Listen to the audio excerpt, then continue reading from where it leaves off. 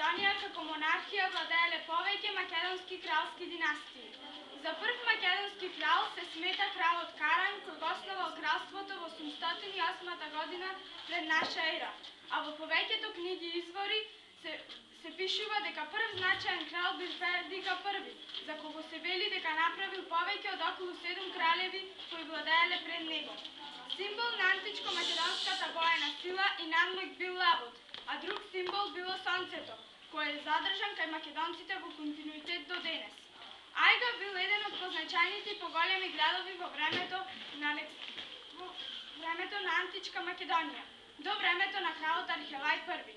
Македонскиот крај Архелај од 413 година до 399 година пред наша ера е интензивирал трговијата со соседните земји и поради оддалеченоста од морето на градот Ајга, престолнината ја преселил во градот Пела, кој ќе стане главна престолнина на македонските кралеви.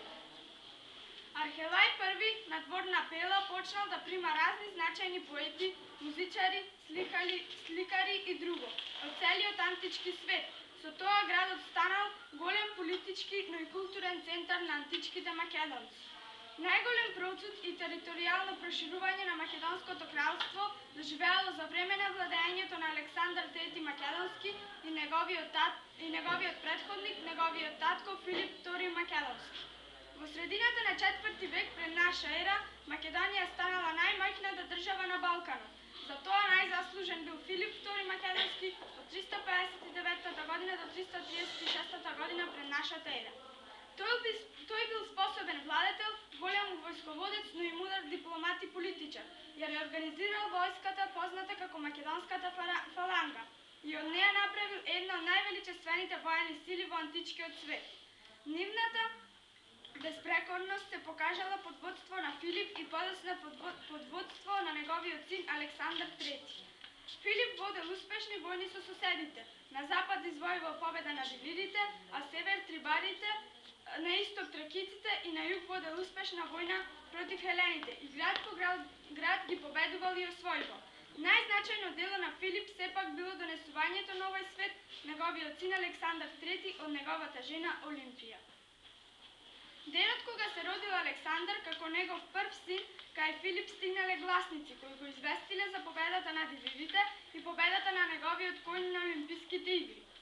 Посебните особини кои Александар ги поседувал и покажувал како мал ја оправдале надежта на Филип дека во неговиот син го пронаоѓа посакуваниот престолонаследник.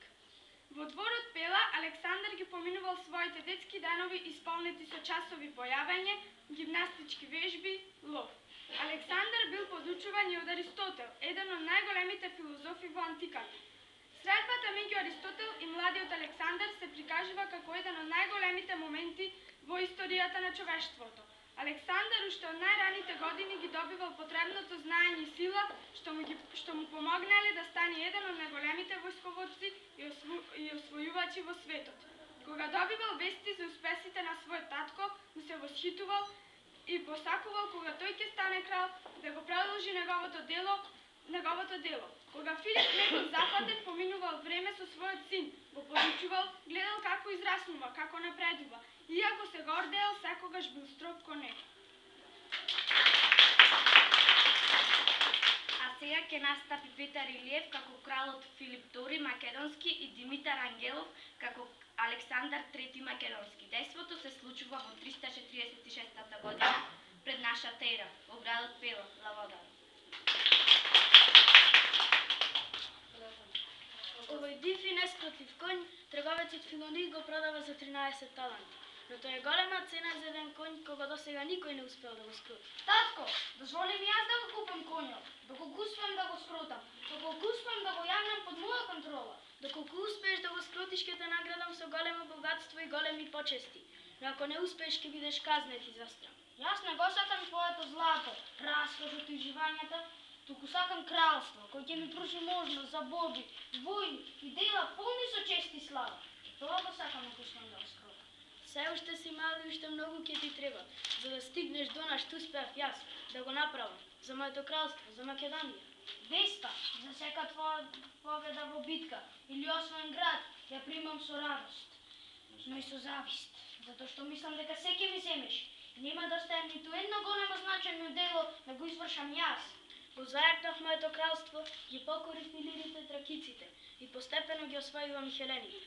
Македонската војска е добро дисциплинирана и вооружена, со која ги остварувам своите освојувачки апетити. Сакам да те следам во сите твои подвизи и битки. Еден ден јас рамо до рамо со тебе и со сите твои храбри македонски војници.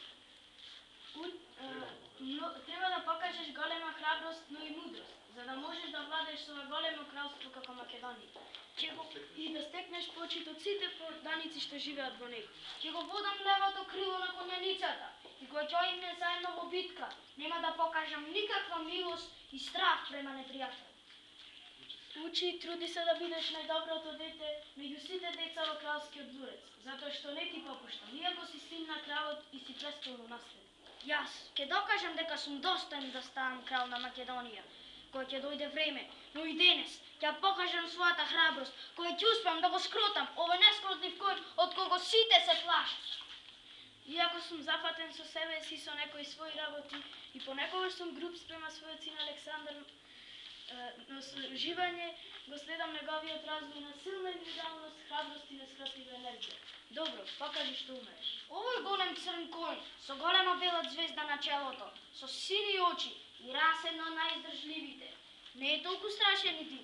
Тој само се плаши од својата сенка. Ќе го свртам кон сонцето за да не може да гледа и лесно ќе успеам да го скрутам и јавно. Ќе го наречам Букефал, што значи воловска глава.